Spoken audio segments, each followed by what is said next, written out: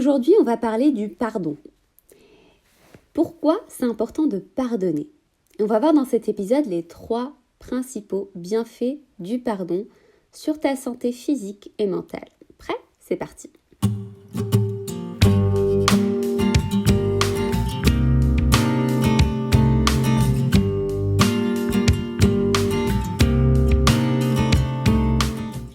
Hey, je suis Kenza Apache de kenzapache.com et coach spécialisée dans les relations interpersonnelles. Tu es au bon endroit ici si tu veux apprendre à mieux te connaître et à t'épanouir dans ta vie et dans tes relations en tant que personne intuitive et hypersensible. Et si c'est la première fois que tu regardes mes vidéos ou si ce n'est pas encore fait, pense à t'abonner à ma chaîne en cliquant sur le bouton qui est juste en dessous et active bien les notifications, comme ça tu seras prévenu dès que je publie une nouveauté. Aussi, avant d'entrer dans le vif du sujet, sache que à travers mon accompagnement dans la Happy Heart School, j'aide des personnes comme toi à mieux comprendre ce qui se joue dans leurs relations, guérir les blessures affectives qui empêchent de recevoir l'amour et d'en donner et qui te maintiennent à ton insu dans des schémas d'échecs amoureux et relationnels répétitifs. Alors, si ça fait partie des choses que tu veux travailler, que tu veux sortir de tes schémas d'échecs répétitifs, sache que tu es le bienvenu ou la bienvenue dans la Happy Heart School et je t'invite à nous rejoindre dès aujourd'hui pour démarrer ensemble ton parcours de transformation. Le lien est juste en dessous dans la description de la vidéo. Pardonner.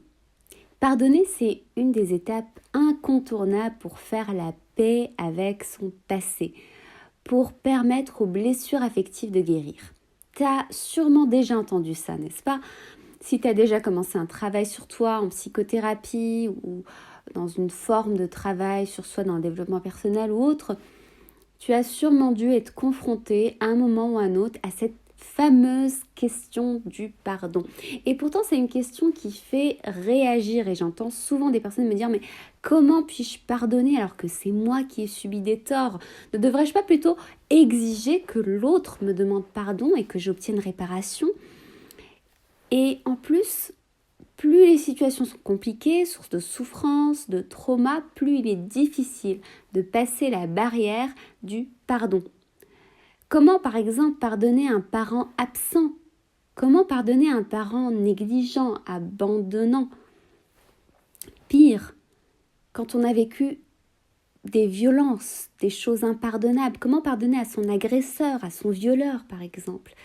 C'est une question très, très, très délicate. Comment pardonner à une personne qui a bouleversé ta vie sans que tu n'aies rien demandé? Alors, ce sont des questions délicates, mais au lieu de se demander comment pardonner, j'ai envie de commencer avec toi par le début. Le début, c'est pourquoi c'est important de pardonner. Pourquoi le pardon? C'est quoi l'utilité du pardon? Parce que quand on regarde, la psychologie nous dit que le pardon, c'est super important. Les grands courants spirituels, les grandes religions, la sagesse ancestrale insistent tous sur la nécessité du pardon. C'est même présenté comme une condition pour une vie paisible, heureuse. Alors, pourquoi le pardon est important? Et c'est quoi déjà le pardon?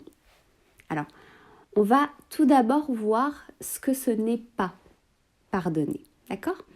Alors, pardonner, ça ne veut pas dire approuver ce qui s'est produit. Pardonner, ce n'est pas non plus justifier, ni même accepter. Pardonner, ce n'est pas minimiser. Ce n'est pas synonyme de minimiser l'importance de la souffrance que tu vis. Pardonner, ce n'est pas non plus faire comme si de rien n'était et dire que c'est pas grave. Pardonner, c'est pas effacer la douleur. Et plus que ça, le fait d'avoir pardonné, ça ne t'épargnera pas le travail pénible de reconstruction. Ça ne t'empêchera pas de devoir faire face à ta douleur, à ton deuil, et faire ce travail de guérison pour retrouver un équilibre affectif et une stabilité. Alors, c'est quoi pardonner? Si ce n'est pas approuvé, si ce n'est pas justifié, si ce n'est pas accepté, si c'est même pas une façon de s'épargner un travail intérieur pénible, c'est quoi pardonner? Alors, je vais te donner une analogie. Imagine que tu étais en train de monter un meuble et que tu t'es blessé par un clou. Okay, un clou a traversé un petit peu de la peau de ta main. D'accord ? Alors, pardonner, ce n'est pas nier la présence du clou dans ta main. Ce n'est pas non plus minimiser la dangerosité de cette blessure. Par contre, ne pas pardonner, c'est s'accrocher à ce clou. C'est par exemple essayer de le détruire, lui taper dessus ou essayer de faire mal au clou. D'accord ? On est d'accord que ça ne change rien. Ça n'aide en rien ta cicatrisation et ça peut même provoquer d'autres blessures qui viendront s'ajouter et empirer la première. Donc pardonner, selon cet exemple-là, revient à retirer le clou de ta blessure pour pouvoir aseptiser la plaie, puis la laisser guérir. Dit autrement, pardonner, c'est ne plus chercher à être en contact permanent avec cette douleur. C'est cesser de vouloir la réveiller sans cesse pour la laisser enfin guérir. Alors, pour pardonner, tu n'as pas besoin de comprendre pourquoi l'autre a fait ce qu'il a fait. Tu n'as pas besoin de comprendre pour pardonner. Tu n'as pas non plus besoin de ressentir le pardon en toi. Parce que l'intention et la décision et l'action du pardon suffisent. Les fruits du pardon, c'est-à-dire la paix intérieure, le soulagement, la joie qui découle de ce pardon, vont apparaître après, au fur et à mesure que tu continues à choisir de ne pas entretenir des pensées de rancune, de vengeance, de revanche, de ressentiment, de colère envers la personne qui t'a blessé. Donc pardonner, c'est décider de renoncer à une forme de vengeance, de renoncer à faire à l'autre aussi mal que tu as eu mal. C'est finalement renoncer de rendre le mal pour le mal. Et c'est aussi choisir de souhaiter le meilleur à l'autre. Okay ? De lui souhaiter de pouvoir voir les choses autrement. Alors, maintenant qu'on a défini qu'est-ce que c'est le pardon, comment ça te fait réagir ? Est-ce que tu penses être capable de pardonner aux personnes qui t'ont blessé ? Que ce soit sur quelque chose de petit ou sur une affaire peut-être un peu plus importante et qui a eu des conséquences un peu plus graves dans ta vie et dans ton existence. Alors maintenant, on va voir dans cette deuxième partie de cet épisode à quoi ça sert de pardonner. Parce que parfois, on me dit, mais est-ce que, Kenza, est-ce que c'est pas un trop grand service rendu à l'autre de lui pardonner, de lui souhaiter le meilleur, quand même, on n'est pas des saints. Alors, on va voir à quoi ça sert le pardon. Et tu vas voir qu'en fait, pardonner, ça te sert à toi davantage que ça ne sert à l'autre. Alors, le premier bienfait du pardon, c'est que ça préserve ton aptitude au bonheur. Donc, pardonner, c'est pas un service que tu te rends à toi-même. Tu pardonnes pour préserver et garder intacte ta capacité à être heureuse ou heureux. Et oui, parce que ne pas pardonner, ça t'enlève ça t'enlève ton bonheur. Je m'explique. La colère que tu laisses vivre en toi et que tu nourris à l'intérieur de toi quand tu ne pardonnes pas, c'est comme une carie, c'est comme un mal qui te dévore intérieurement. C'est une obscurité qui s'installe, une lourdeur qui s'installe en toi et qui chasse ton élan de vie. Quand tu es pollué par la colère, la rancune, le ressentiment, quelque part tu deviens que l'ombre de toi-même. Parce qu'en t'attachant aux affects négatifs que tu as, ces affects se généralisent et petit à petit, tu vas ressentir moins de plaisir, moins de joie au quotidien. Tu vas te sentir plus vide, plus triste, comme une forme de mélancolie qui s'installe, comme une forme de... c'est-à-dire qu'en fait, le négatif appelle le négatif dans les affects. Et quand tu entretiens et que tu nourris les affects qui sont liés au non-pardon, En fait, ça va t'entraîner dans une spirale négative, de pensée négative aussi, un schéma de pensée qui va s'obscurcir et qui va aussi toucher à ton humeur, à ton sentiment de satisfaction de la vie, dans ta vie, à ton sentiment de bonheur en général. Par exemple, est-ce que tu as déjà eu mal physiquement ? Tu sais, quand tu as mal à un endroit, tu évites d'exposer cet endroit où tu as mal. Tu refuses qu'on te touche à l'endroit où tu as mal, où tu as cette douleur, par peur que la douleur n'empire.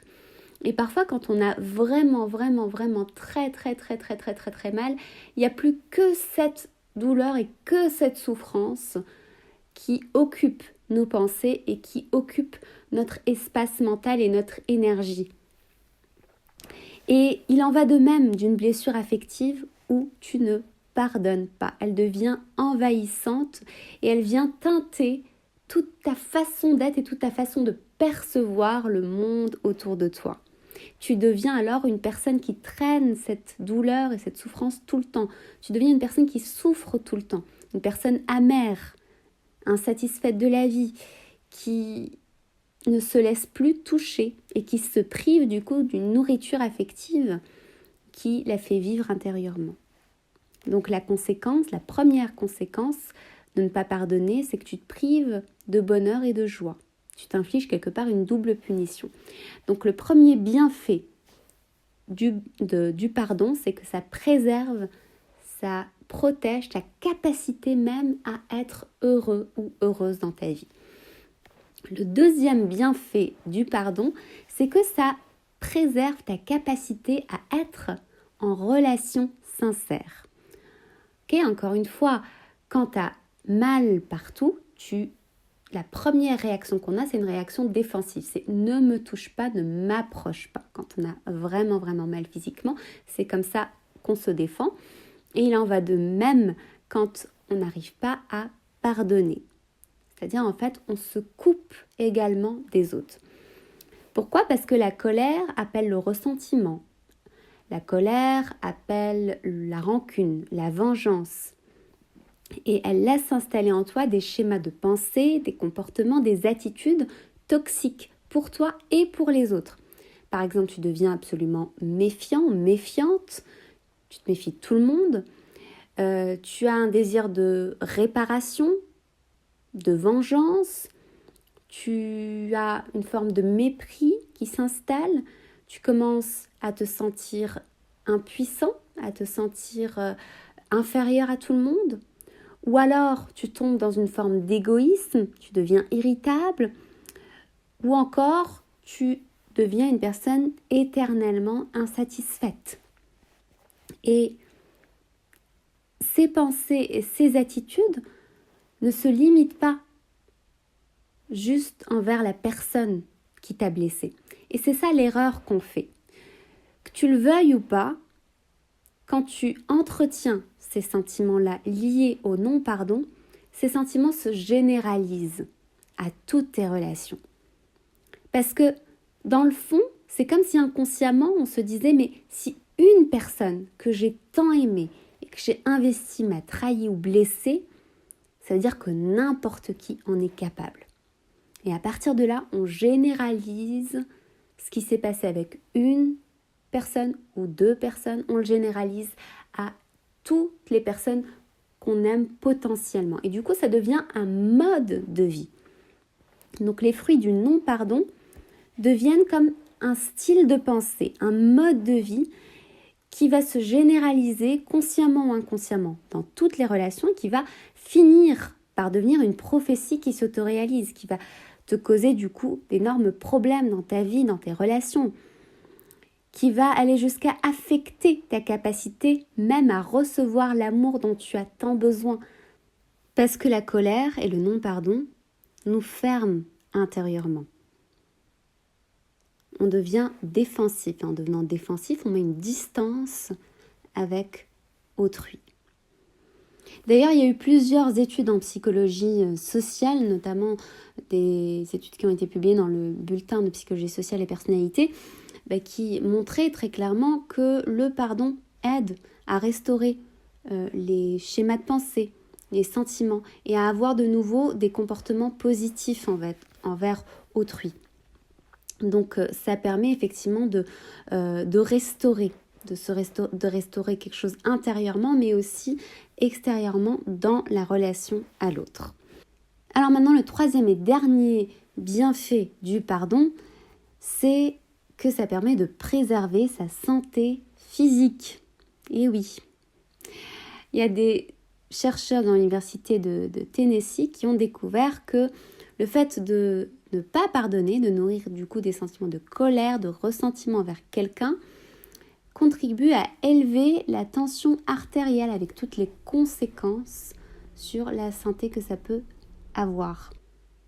Alors que le pardon semble soulager l'hypertension et apporter des bienfaits cardiovasculaires. Pourquoi ? Parce que simplement le fait de ne pas nourrir les affects négatifs et plutôt d'encourager les affects positifs, ça a un effet direct sur la qualité de notre vie psychique et de la régulation physiologique. Ça veut dire qu'il y a moins de stress et à partir de là, il y a une meilleure régulation.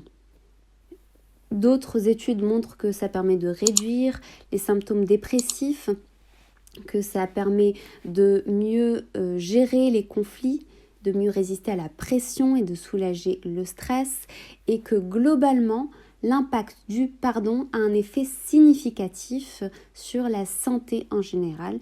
Et il y a énormément d'études scientifiques qui tendent à le démontrer. Voilà, donc on vient de voir ensemble les 3 principaux bienfaits du pardon.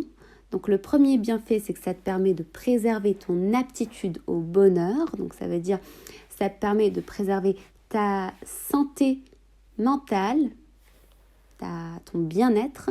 Le deuxième bienfait, c'est que ça permet de préserver ta capacité à être en relation sincère avec l'autre, sachant que ce sont les relations qui nous nourrissent et qui nous portent. Et le troisième bienfait, pas des moindres, c'est que ça te permet de vivre plus longtemps avec une santé physique préservée. Alors, à méditer, est-ce que tu as quelque chose que tu dois pardonner à quelqu'un pour pouvoir te libérer et guérir? J'espère que cet épisode t'a été utile. Si tu l'as apprécié, fais-le moi savoir en likant la vidéo et en me laissant un commentaire.